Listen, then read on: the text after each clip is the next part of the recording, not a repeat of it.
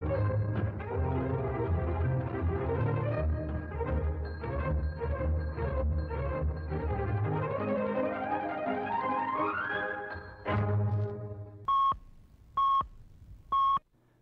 کے 10 بجے ہیں۔ السلام علیکم، یہ ریڈیو پاکستان ہے۔ ایاز اسلم سے خبریں سنیے۔ پہلے اہم خبروں کا خلاصہ۔ وزیر اعظم نے کہا ہے کہ مسلح افواج تمام اندرونی اور بیرونی خطرات سے نمٹنے کی بھرپور صلاحیت رکھتی ہیں۔ وزیر اطلاعات نے کہا ہے کہ نگراں حکومت ملک میں آزادانہ اور منصفانہ انتخابات کے انعقاد کے لیے پرعزم ہے۔ نگراں وزیر خزانہ نے IMF کے کامیاب جائزے اور سٹاف کے سطح کے معاہدے کو پاکستان کے لیے اہم کامیابی قرار دیا ہے۔ اور پاکستان نے چین پاکستان اقتصادی راہداری منصوبوں کے دوسرے مرحلے پر عمل درآمد تیز کرنے کا عزم ظاہر کیا ہے۔ اور اب خبریں تفصیل کے ساتھ۔ نگراں وزیر اعظم انوار الحق کاکڑ نے کہا ہے کہ پاکستان ایک امن پسند ملک ہے اور تمام ملکوں خصوصاً ہمسایہ ممالک کے ساتھ دوستانہ روابط برقرار رکھنے کا خواہاں ہے۔ انہوں نے آج رسالپور میں PAF اصغر خان اکیڈمی کی پاسنگ آؤٹ پریڈ سے خطاب میں کہا کہ پاکستان کی امن کی خواہش کو اس کی کمزوری نہ سمجھا جائے۔ وزیر اعظم نے کہا کہ کشمیر کے منصفانہ حل کے بغیر امن کا قیام ممکن نہیں۔ انہوں نے کہا کہ پاکستان ہتھیاروں کی کسی بھی دوڑ میں حصہ نہیں لے گا، تاہم ہم ٹیکنالوجی میں رونما ہونے والی تیز ترین تبدیلیوں کے باعث اپنی صلاحیتوں میں اضافہ جاری رکھیں گے۔ وزیر اعظم نے کہا کہ پاکستان کی مسلح افواج تمام اندرونی اور بیرونی چیلنجز سے نمٹنے کے لیے مکمل طور پر تربیت یافتہ اور پیشہ ورانہ صلاحیت کی حامل ہیں۔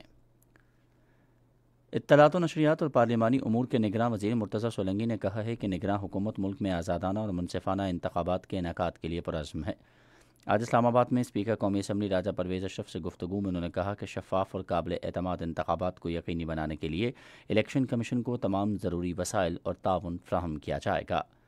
اسپیکر نے ملک میں آزادانہ، منصفانہ اور شفاف انتخابات کے انعقاد کے حکومتی عزم کا خیر مقدم کیا۔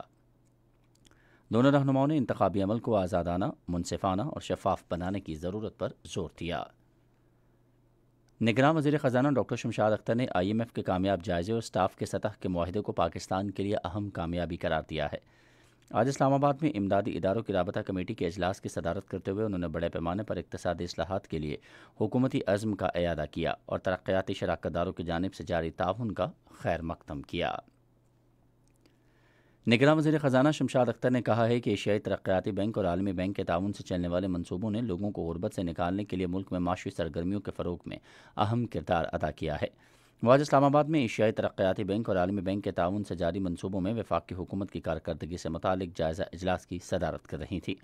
انہوں نے سماجی و معاشی ترقی کے لیے امدادی اداروں سے منصوبوں کی بروقت تکمیل یقینی بنانے کے لیے ماہرانہ اور فنی معاونت کی اپیل بھی کی۔ پاکستان نے چین پاکستان اقتصادی راہداری منصوبوں کے دوسرے مرحلے پر عمل درآمد تیز کرنے کا عزم ظاہر کیا ہے۔ اس عزم کا اظہار آج اسلام آباد میں نگراں وزیر منصوبہ بندی محمد سمیع سعید اور پاکستان میں چین کے سفیر جیانگ زیڈونگ کے درمیان ملاقات میں کیا گیا۔ محمد سمیع سعید نے ML1 اور کراچی سرکولر ریلوے منصوبوں کی اہمیت کو اجاگر کیا۔ گوادر کی اہمیت کا ذکر کرتے ہوئے دونوں رہنماؤں نے اعلیٰ معیاری ووکیشنل ٹریننگ ادارے، پیوریفیکیشن پلانٹ اور جدید سہولتوں سے آراستہ ہسپتال کے ذریعے شہر میں سماجی اور معاشی کلیدی اقدامات کو اجاگر کیا۔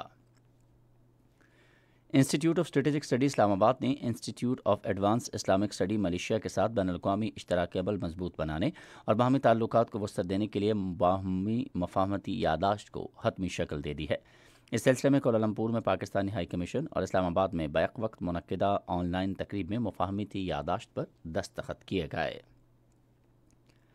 شمالی غزہ میں اسرائیل کی مسلسل بمباری کے نتیجے میں عورتوں اور بچوں سمیت کم سے کم 80 فلسطینی شہید اور متعدد زخمی ہو گئے۔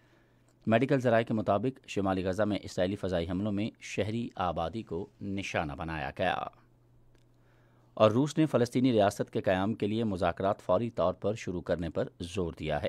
یہ بات روس کے وزیر خارجہ سرگئی لاوروف نے ماسکو میں عرب لیگ اور اسلامی تعاون تنظیم کے رکن ممالک کے وزرائے خارجہ سے ملاقات میں کہی۔